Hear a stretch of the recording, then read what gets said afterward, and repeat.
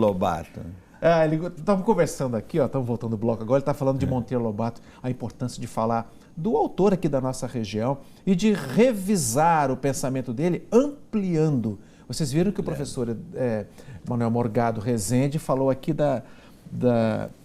que o país se faz com crianças, adolescentes, jovens, pessoas maduras e idosos. Não podemos esquecer os idosos, não é? E conhecimento.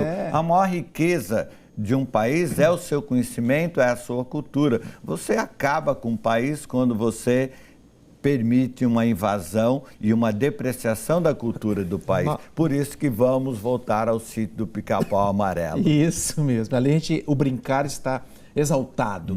Agora, para sair do pensamento estanque, das gaiolinhas, daquilo que se fecha em compartimentos, eu posso acreditar que eu estou construindo a minha individualidade também quando eu tenho mais de 30, 40, 50 anos de idade, sendo pai ou sendo avô.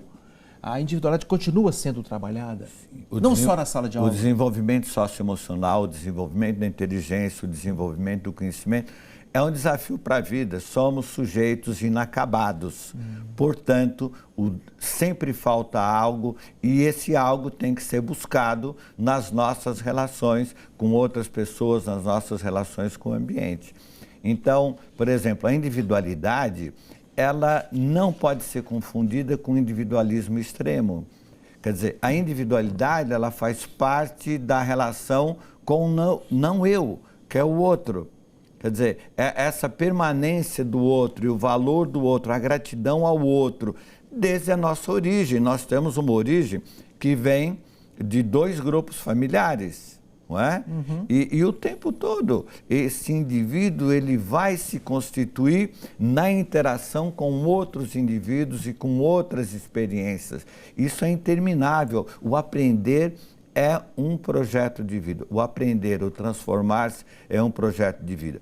Claro que algo permanece ao longo do tempo, que é a noção de identidade. Quer dizer, nós nos transformamos, ainda assim percebemos em nós uma continuidade temporal, apesar de tantas transformações. Isso é maravilhoso. A criança deve continuar em nós, o adolescente deve continuar em nós, o adulto deve continuar em nós, não é? Até o fim dos nossos dias. Se a gente se referir ao pessoal que está lá na terceira idade, a gente pode imaginar que mora dentro dele, de você que tem para mais de 60 anos, mora a criança que te habitou um dia. E que você foi um dia. E essa criança se revela em muitas atitudes, às vezes vindas do inconsciente, muitos comportamentos intuitivos, afetivos, mas com o ganho da experiência. Sem dúvida. Como é que eu posso trabalhar esse ganho da experiência na construção da minha individualidade para prevenir, aliás, problemas de ordem emocional, afetiva nas minhas relações humanas? Então, é fundamental que a gente perceba, por exemplo, que os idosos, quando eles se desenvolvem, eles continuam interagindo com pessoas de todas as idades, eles participam de vários ambientes sociais, eles não se deixam segregar, eles não se deixam excluir. Porque é trágico quando o idoso é excluído, ele volta a ser a criança eurocêntrica dos primeiros anos de vida. Ele só pensa nele, ele só está atento às questões dele e, eventualmente, acontece algo muito trágico, seja na criança, no adolescente, no adulto ou no idoso.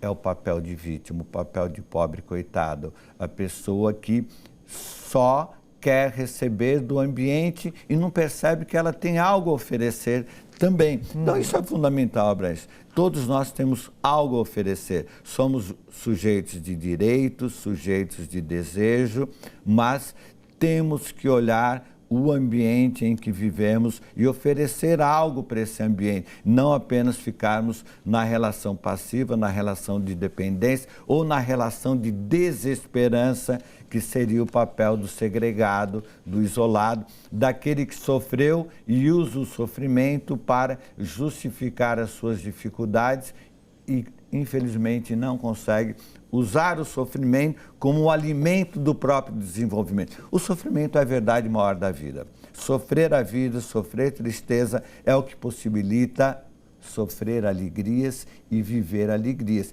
Quem não vive tristeza, com muitas pessoas que vivem eufóricas o tempo todo, não consegue viver alegria. Acho que tem que ser alegres o tempo inteiro. O tempo todo. É estado de mania, estado de euforia. Quem vive euforizado, quem não consegue entristecer, e às vezes é importante entristecer para absorver a experiência. Aquela ideia fundamental que a criança descobre muito cedo.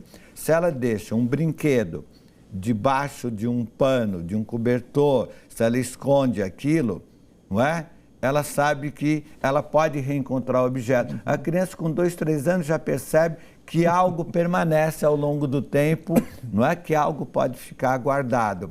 Então as experiências podem ficar guardadas e podem nos transformar e não apenas nos adoecer ou nos colocar no papel de pobres coitados, que é um papel terrível, e há pessoas que vivem desse papel e desse lugar no mundo. Eu notei que no livro Psicologia e Promoção de Saúde, que eu mostro de novo aqui em cenários contemporâneos, do qual o professor é um organizador, já que ele coordena congressos pelo Brasil e com participação de faculdades do mundo inteiro, há um capítulo que, para encerrar nossa conversa aqui, eu acho, e rapidamente, a família é o instituto que perpassa por todas essas faixas etárias que eu estou aqui, qual a importância dela de maneira mais equilibrada para que o ser humano seja integral durante toda a sua linha do tempo?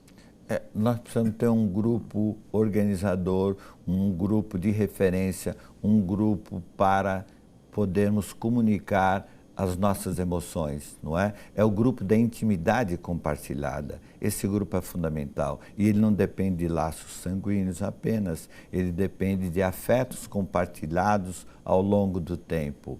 E intimidade, que é o que se busca numa relação mais aprofundada, que seria a relação familiar, não tem nada a ver com sexualidade ou proibição da sexualidade. Intimidade tem a ver com a possibilidade de falar daquilo que importa, daquilo que interessa, daquilo que vale a pena para o ser humano. De ser verdadeiro, de ser sincero, espontâneo. A experiência libertadora, ser verdadeiro, poder se comunicar, não é?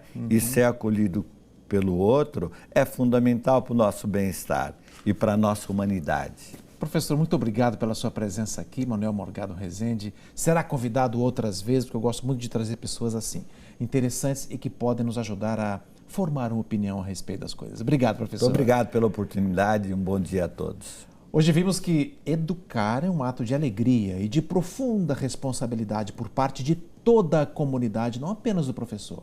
O professor que ama o que faz presta um grande serviço à vida ao cuidar com zelo e dedicação da sua tarefa. Obrigado aqui ao professor Manuel por seu trabalho por tanto tempo em sala de aula, por tantos locais tão importantes. Um abraço e até o próximo Vanguarda Comunidade.